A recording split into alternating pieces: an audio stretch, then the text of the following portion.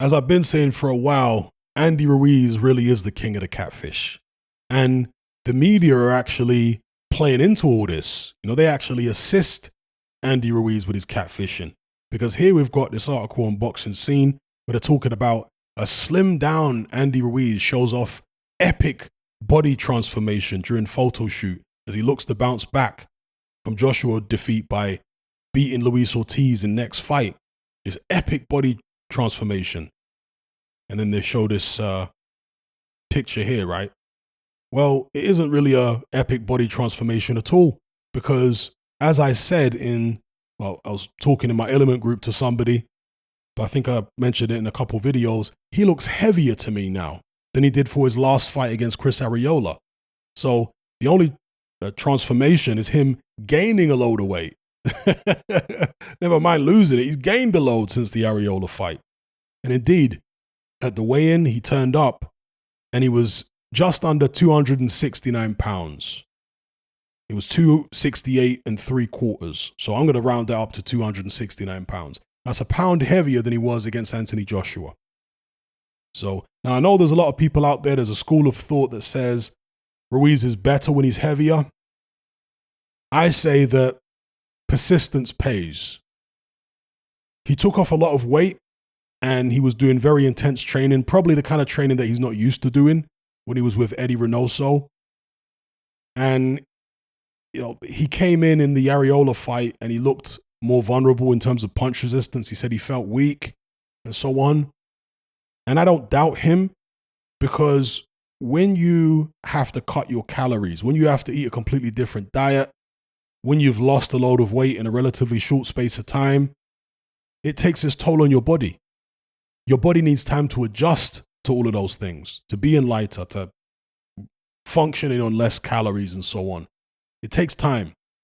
Rather than persevere with that path he was on, which I think would have been best for him, he's taken the easy way out. And I guess he's listened to the people, the reactionary types who think, oh no, he was terrible against Arreola. That means he needs to put all the weight back on. Again, persistence pays.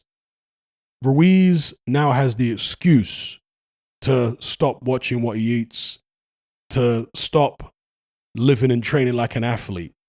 He's now been given the excuse, which is what he wanted all along, because he finds it difficult to be disciplined.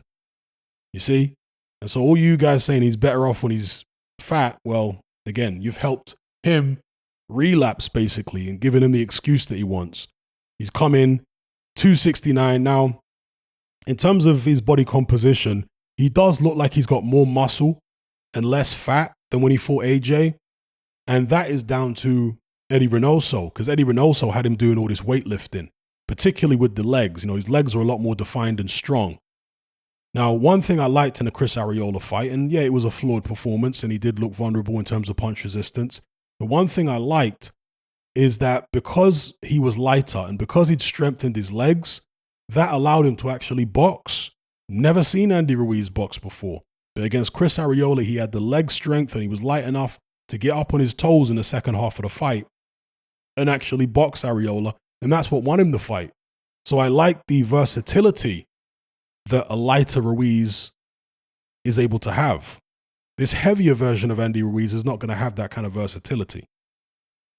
And with regards to this Luis Ortiz fight, if we just look at Ruiz's record here and show you the weights, Ortiz was 245, which is pretty normal for him. He's normally in the, I want to say low to mid 240s. I think he has been in the high 230s as well before, but that's pretty normal for Luis Ortiz.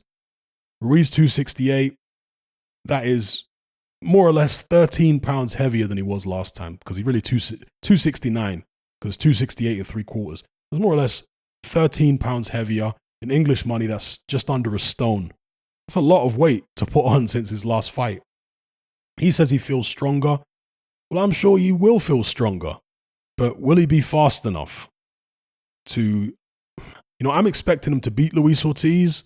It's just a matter of how impressive he looks. And I'm not saying Ortiz has no chance because he definitely does have a chance. But the bookies have got Ruiz basically as a 3-1 favorite. There or thereabouts last time I checked.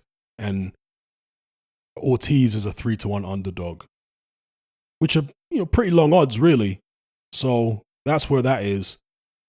I think that Andy Ruiz is probably going to have problems early. He's going to have some issues because Luis Ortiz is going to be sharp in the early rounds. He's a sharpshooter with that left hand. He can counter well. And stylistically, if there's one thing I didn't like about Ruiz in the Arreola fight, is that he was leading off more than normal. Maybe because he was lighter, he felt like he could throw more punches. But Ruiz is most effective as a counter puncher on the front foot, or when he beats you to the punch.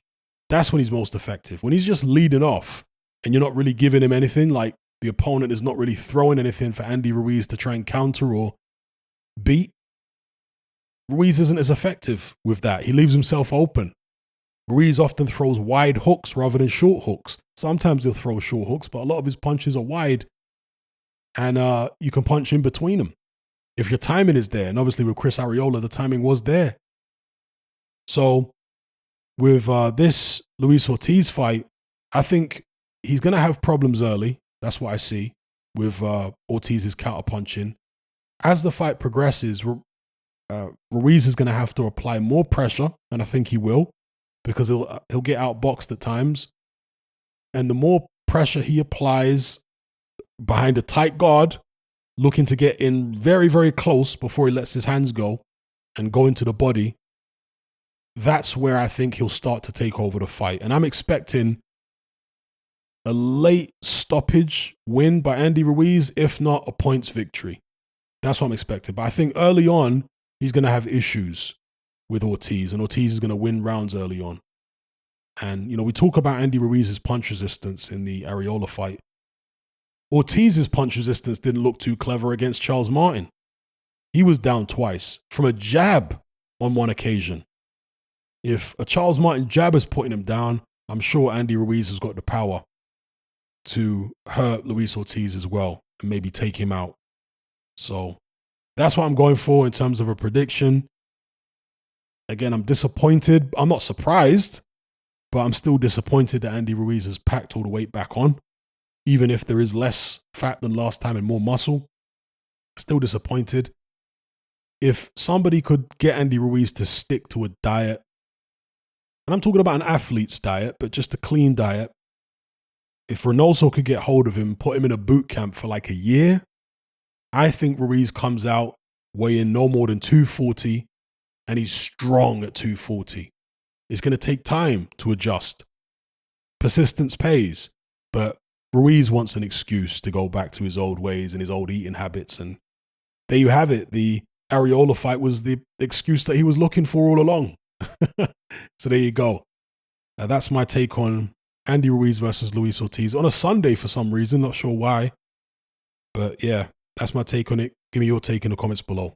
If you're tired of the biased narratives and mass censorship on mainstream platforms, and you want to be part of a community of critical thinkers who love free speech just as much as you do, then come and join me on Patreon and access my weekly no-holds-barred, censorship-free podcast where we lift the lid on a wide variety of controversial topics. It's not mainstream friendly, it's not politically correct, but that's the whole point. We dare to stand as a beacon of reason against an army of insanity. Just head on over to my Patreon page and select the tier called Hatman Hot Topics. You'll gain access to a minimum of 2 hours of exclusive content every single week, including podcasts, videos, interviews, live stream Q&As, as well as my popular Confessions of a Nightclub Bouncer series. Not to mention a vast back catalog of hundreds of hours of previous episodes. You can listen via the Patreon app with the option to download in high-quality MP3. We've also got an Element group where you can come and chat and hang out with myself and other members. Unlike Discord, it has full end-to-end encryption, it's decentralized, and it's 100% censorship-free. You can also send voice notes as well as much larger audio and video files than you can on Discord. So come and sign up on Patreon. There's no contract, there's no commitment, you can cancel at any time, and it's cheaper than a cup of coffee. So I'll see you over there. I'm out.